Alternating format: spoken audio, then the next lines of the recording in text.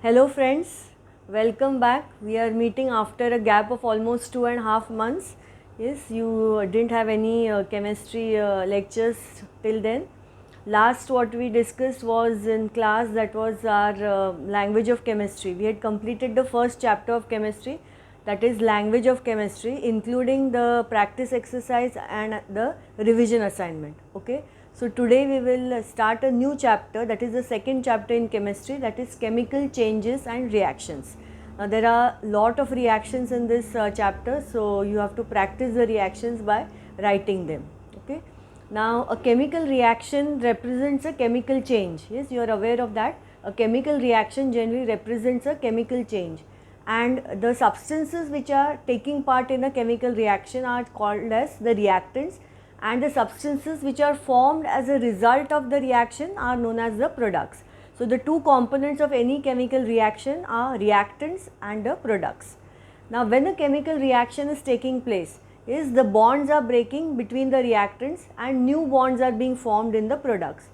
So this process of formation of bonds or breaking of the bonds also will require some amount of energy. Now when a chemical reaction is taking place, how do you know that a reaction has occurred? So there are certain indications or characteristics of a chemical reaction, like there could be a change in color. Maybe the initial color of the reactant is blue, later it may change to black. Okay, or there could be a formation of a precipitate and insoluble residue, or there could be liberation of any gas, foul smelling gas, yes, or a pungent smelling gas, or there could be either release of energy or absorption of energy. Okay, so that reaction or the that particular process could result in a cooling of the atmosphere, or the atmosphere could get heated up. So these are the different indications or the characteristics of any chemical reaction. So we will have a look at these indications or characteristics of a chemical change with examples. Okay, examples are very important. So just have a look here, that is characteristics or indications of a chemical reaction. So first is the change of color. So the initial color and the final color of the initial color of the reactant and final color of the products will be different. So first example is action of heat on copper nitrate. Now copper nitrate is blue in color. So when you heat copper nitrate, you will get a black residue of copper oxide, yes, along with reddish brown fumes of nitrogen dioxide and colorless gas oxygen. So the change in color, from blue the color is changing to black. Okay, so these kind of questions are generally asked for state your observation. Then next, action of heat on lead nitrate. Now when you are heating lead nitrate, color of lead nitrate is white. So white lead nitrate will change into a buff yellow residue of lead oxide. Now here also you will get reddish brown fumes of NO2 and O2. Now here only the initial color and final color I have mentioned, but when you are stating the observation, like if you are asked state your observation action of heat on lead nitrate. Now this lead nitrate exists as large crystals. So when you heat it, it undergoes what is called as decrepitation. Decrepitation means larger crystals will break to form smaller crystals. Okay, so that process is called as decrepitation. Then it will form this buff yellow residue of litharge. Now this has a tendency to fuse with glass and stains the test tube yellow, along with reddish brown fumes of nitrogen dioxide. So all these aspects you have to mention in the observation, okay, if it is asked. And here what will you mention? Blue color copper nitrate will change into a black residue of copper oxide along with reddish brown fumes of nitrogen dioxide and colorless gas oxygen. Okay. Now the next is evolution of gas. Now certain reactions are characterized by a liberation or evolution of a gas. So when you are adding sodium sulfide to dilute sulfuric acid, yes, you are getting gas liberated is sulfur dioxide. So the reaction is Na2SO3 plus H2SO4 will give you Na2SO4 plus H2O plus SO2. So this is the gas liberated, which is SO2. Now how do you test this sulfur dioxide gas? Is when you pass it through acidified potassium dichromate solution. Now what is the color of acidified potassium dichromate solution? It is orange in color. So the orange colored potassium dichromate will change into a green color solution, or acidified potassium permanganate solution, which is pink in color, that will turn colorless. Okay, so that is the test for sulfur dioxide. Now also it turns lime water milky, but the other gas, that is carbon dioxide, also turns lime water milky. So that is not a distinguishing test. Okay, so gas liberated here is SO2. And the second one, calcium carbonate is added to dilute hydrochloric acid. So gas liberated is carbon dioxide. Now the upward side indicates the liberation of the gas. So CaCO3 plus 2HCl will give you CaCl2 plus H2O plus CO2. So the gas liberated is carbon dioxide. And what is the test for carbon dioxide? This will turn lime water milky, but it does not have any effect on acidified K2Cr2O7 or acidified KMnO4 solution. So it has no effect on those. So that is how you distinguish between SO2 and CO2. Okay. Now third is ammonium chloride is reacted with calcium hydroxide. So gas liberated is ammonia. So here 2NH4Cl plus CaOH whole twice will give you CaCl2 plus H2O plus 2NH3. And test for ammonia is when you bring a glass rod dipped in dilute hydrochloric acid, is you will get dense white fumes of ammonium chloride. Okay, when you bring it near NH3.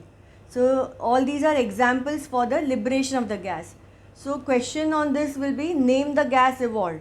Okay, and you will be given only this: sodium sulfite is added to dilute sulfuric acid, or calcium carbonate is added to dilute hydrochloric acid. Now if you add calcium carbonate to dilute sulfuric acid also, gas liberated will be CO2 only. Okay, so irrespective of the acid is that carbonates will give carbon dioxide gas only. Sulfites, bisulfites will give SO2 only. Okay, so that you are supposed to remember. Now next is formation of a precipitate. Now precipitate is an insoluble substance which is formed when the two reactants are in aqueous solution.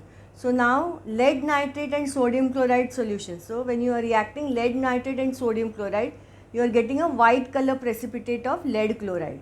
Okay, along with formation of soluble sodium nitrate. And when you are reacting copper sulfate and sodium hydroxide solutions, CuSO4 plus 2NaOH, you are getting a pale blue precipitate of copper hydroxide along with sodium sulfate. Okay, we'll have a look at the next part now. Okay, the next characteristics is evolution or absorption of heat. Now reactions which proceed with the evolution of heat or liberation of heat, they are known as exothermic reaction. And those which proceed with absorption of heat energy are called as endothermic reactions. This endo means taking inside and exo means leaving outside. Okay, so exothermic and endothermic reaction. So examples are reaction of nitrogen and hydrogen to form ammonia. Now this is a very characteristic reaction, that is the large scale manufacture of ammonia, and it is called as the Haber's process. So N2 plus 3H2 reversible will give you 2NH3 plus heat. This indicates an exothermic reaction. Okay, this is the industrial method to prepare ammonia. And second is reaction of nitrogen and oxygen to form nitric oxide. So N2 plus O2 will give 2NO. This is an endothermic reaction. So minus delta indicates an endothermic reaction and plus delta indicates an exothermic reaction. Okay. Now we'll have a look at the different types of chemical reactions which you have to study. So the types of reactions are like direct combination reaction, then you have decomposition reaction which can be brought about by heat, light or electricity. Then you have displacement reaction, and you have the double decomposition reaction which is further divided into precipitation and neutralization reactions. So today we'll have a look at the direct combination and decomposition reaction. Okay, so a direct combination reaction is in which reaction in which two or more either elements or compounds, means two elements can react or two compounds can react, or one element one compound, they will always react to form a single compound. Okay, so in the product side always you will have one compound, means it is a direct combination reaction or a synthesis reaction. So there are different examples of these direct combination reactions which you are supposed to know. So we'll have a look at those. So just see the definition first. A chemical reaction in which two or more elements or compounds react to form one new compound is called a direct combination reaction or synthesis reaction. Now here examples when two or more elements are combining, means reactant is always an element. So carbon is an element, so carbon will combine with oxygen to form carbon dioxide. 2H2 plus O2 will give 2H2O. This we just saw, formation of ammonia. N2 and 3H2 gives 2NH3. Now all these conditions are very important for Haber's process. Temperature is 450 to 500 degrees Celsius. Pressure is 200 to 900 atmosphere. Catalyst is finely divided ion. I hope you know what a catalyst is.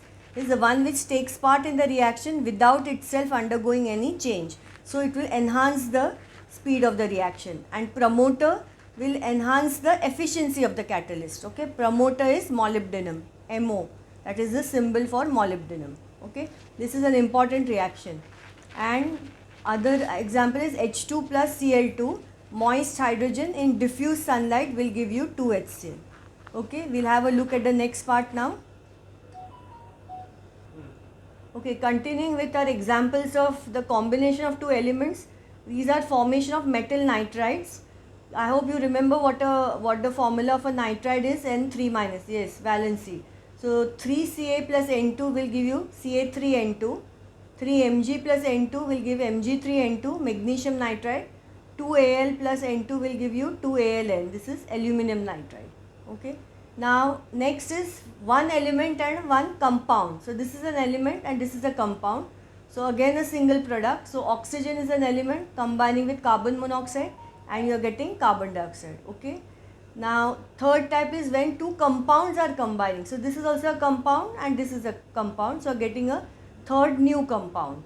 So MgO plus CO2 forms MgCO3. CaO plus CO2 will form CaCO3. NH3 plus HCl will form NH4Cl. Okay. So all these are examples of direct combination reactions. Now if you observe, on the product side there is always only one product formed. Now other examples, just pay attention, oxidation of non-metals. Now all these are non-metals, sulfur, carbon, phosphorus. Now they will combine with oxygen to form the corresponding oxides. So S plus O2 will give you SO2, C plus O2 will give you CO2, 4P plus O2 will give you 2P2O5. This is phosphorus pentoxide. Now similarly, oxidation of metals will give you what? Corresponding metal oxide. Okay. So 4Na plus O2 will give you 2Na2O, 2Ca plus O2 will give you 2CaO, 2Mg plus O2 will give you 2MgO. Okay. Now these non-metallic oxides, SO2, CO2, all are derived from the non-metals. So they are called as non-metallic oxides. And non-metallic oxides are acidic oxides. Okay, they are acidic in nature. So now next is reaction of acidic oxides with water. Now whenever you are adding the acidic oxide to water, you are getting an acid. Just see, SO2 plus H2O, you are getting H2SO3. This is called as sulfurous acid. CO2 plus H2O, you are getting H2CO3, which is carbonic acid. P2O5 plus 3H2O, you are getting 2H3PO4, phosphoric acid. SO3 plus H2O, H2SO4, which is sulfuric acid. And 2NO2 plus H2O, you are getting a combination of two acids, nitrous acid and nitric acid. Okay. So now you have to remember that all these acidic oxides, they are called as the acid anhydride of this corresponding acid. Anhydride means without water. So when you are adding water to that, you are getting the corresponding acid. So SO2 is called as the acid anhydride of sulfurous acid. CO2 is the acid anhydride of carbonic acid, and so on. Okay. NO2 is called as the mixed acid anhydride of these two acids. Okay, is it clear? So this is important for name the following, etc. Now reaction of basic oxides with water will give you the corresponding base will be formed. So Na2O plus H2O, 2NaOH, CaO plus H2O, CaOH whole twice, calcium hydroxide, MgO plus H2O gives you magnesium hydroxide. Okay. Now we'll have a look at the next part for the examples. Okay, continuing with our examples of direct combination reactions. Now these are some salts which are being prepared by this method. So 2Al plus 3Cl2 gives 2AlCl3. This is a soluble salt. 2Fe plus 3Cl2 gives 2FeCl3, again a soluble salt. Fe plus S gives FeS. Zn plus S, ZnS, Pb plus S gives PbS. These are insoluble. So based on this, generally the question is asked, which of the following is a soluble salt prepared by direct combination. So maybe the options are AlCl3 along with that these three, because these are insoluble.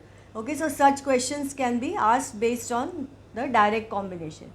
Now next we are going to discuss the decomposition reaction.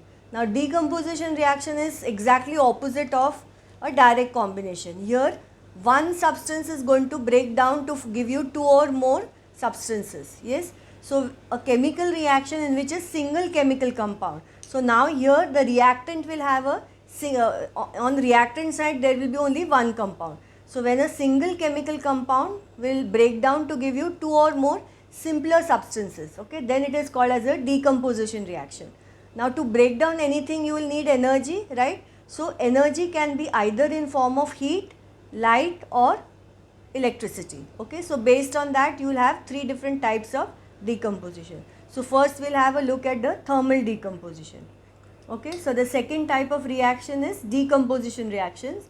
So just understand the definition. A chemical reaction in which a single chemical compound decomposes into two or more simpler substances is known as decomposition reaction. The decomposition reaction can be brought about by heat, light or electricity. Okay, so first we will have a look at the thermal decomposition, means you are heating the substance. So thermal decomposition of different types of compounds we will see: oxides, hydroxides, carbonates, nitrates, etc. And this is the activity series of the metals. Yes, this you should have for reference. Now oxides. Now potassium to copper, that is potassium oxide, sodium oxide, calcium oxide, yes, till copper, all are stable to heat. So you cannot cause their decomposition. Only Hg and Ag will give you the corresponding metal and oxygen. So those which are lower. So 2HgO will give you the metal and oxygen, 2AgO will give you 2Ag plus O2. Okay. Now hydroxides, you have to remember potassium and sodium are stable to heat. So you can be asked in name the following, name the hydroxide which is stable to heat. Okay, so potassium or sodium, both hydroxides are stable to heat. And from calcium to copper, yes, all of them will give you the corresponding metal oxide and water. So some reactions are given here. CaOH whole twice, when you heat it you will get CaO plus H2O. MgOH whole twice, when you are heating you get MgO plus H2O. 2FeOH thrice, you will get Fe2O3 plus 3H2O. Okay, and Hg2Au, Au is gold, they will rarely form the hydroxides. So we will have a look at the next part now. Okay, now continuing with our thermal decomposition reactions, action of heat on carbonates. Now again potassium and sodium are stable to heat. So these exceptions are important to remember. Now calcium to copper will give corresponding metal oxide and CO2. Okay, so CaCO3 will give you CaO plus CO2, CuCO3. Now this is a copper salt but it is green in color. So give 5 stars to this, important. So this is giving you a black residue of copper oxide plus carbon dioxide. So state your observation, action of heat on copper carbonate can be asked. Then Hg and Ag will give you metal, carbon dioxide and oxygen. So last, the Hg and Ag. Pt and Au are noble, so generally not acted upon by anything. So 2HgCO3 will give you 2Hg plus 2CO2 plus O2. Okay. Now next is action of heat on nitrates, thermal decomposition of nitrates. Now in nitrates you have to remember that potassium and sodium, they are the only two nitrates which do not give you the nitrogen dioxide on heating. They are giving you corresponding metal nitrite and oxygen. So this is again an exception. So K and Na will give metal nitrite and oxygen. So KNO3 on heating will give you KNO2 plus O2. NaNO3 on heating is giving you NaNO2 plus O2. Okay. Now calcium to copper, all the others are going to give you corresponding metal oxide, nitrogen dioxide and oxygen. Yes. So those reactions, 2CaNO3 whole twice on heating gives you 2CaO plus 4NO2 plus O2. 2 PbNO3 whole twice on heating gives 2 PbO plus 4 NO2 plus O2. This reaction we saw in the first indication, in the change of color, right? Again it is here also. 2 CuNO3 whole twice, blue, changing to 2 copper oxide, black, plus 4 NO2 reddish brown plus O2. So again lead nitrate and copper nitrate are important, and Hg and Ag will give you the corresponding metal, nitrogen dioxide and oxygen. So if you observe, all these are giving you NO2, this is also giving you NO2, only potassium and sodium is not giving you NO2. So this is the exception, remember this. Okay, so this will be 2 AgNO3 on heating is giving you 2 Ag plus 2 NO2 plus O2. Okay, clear? Now next is the action of heat on hydrated substances. Now do you know what is a hydrated substance? Yes, the one which has water of crystallization. Now you may have done in 8th standard what is water of crystallization. Yes, water of crystallization, that is the fixed water molecules. Yes, these are the fixed water molecules which enter into a loose chemical combination with the salt when it is crystallizing out from its hot saturated solution. Okay, water of crystallization, they are the fixed number of water molecules which are present in a loose chemical combination with the salt when it is crystallizing out from its hot saturated solution. Okay, so when you heat these hydrated substances, yes, the color of the salt is because of the presence of water.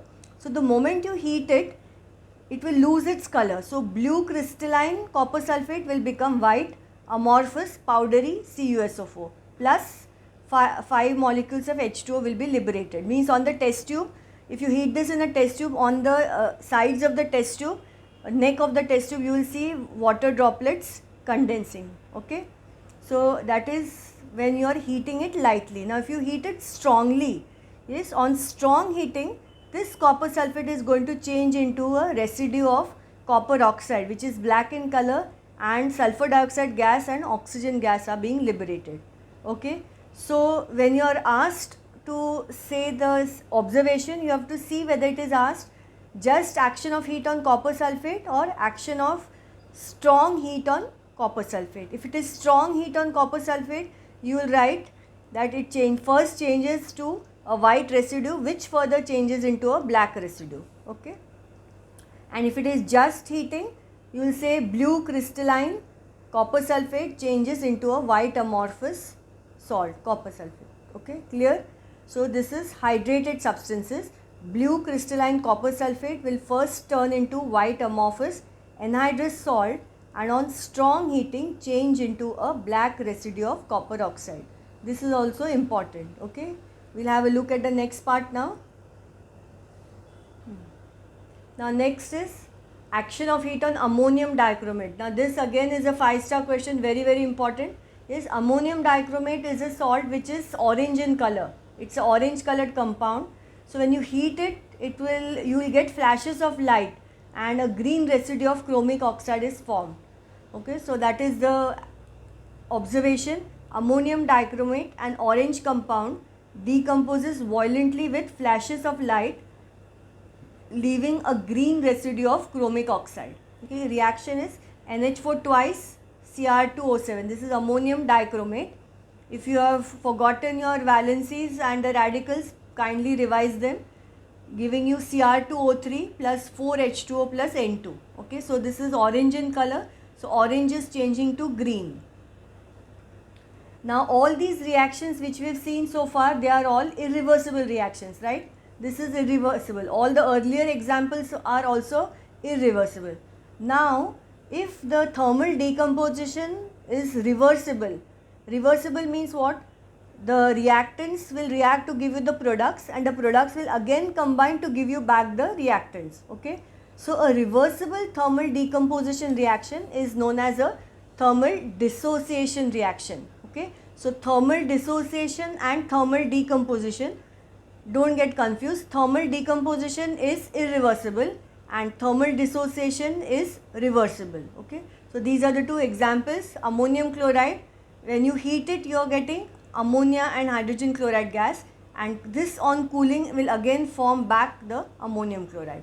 This is dinitrogen tetroxide, N2O4. 2 atoms of nitrogen and 4 of oxygen, so it is called as dinitrogen tetroxide.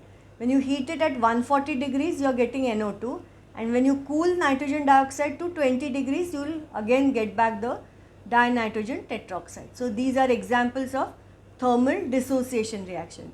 So in all these reactions, we were using heat energy, so it was thermal decomposition. Okay. Now if you use sunlight, then it is called as a photochemical decomposition. Okay, when you are using sunlight, you are getting a photochemical decomposition reaction. So a decomposition reaction which proceeds or occurs in presence of light is known as a photochemical decomposition. So all your silver salts are unstable in light, so they will decompose in presence of sunlight to give you 2Ag plus Cl2. Okay.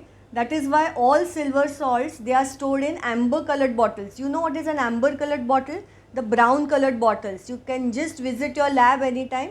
You observe there are some bottles which are brown in color. Those are amber colored bottles. So they prevent the sun rays or the light from entering.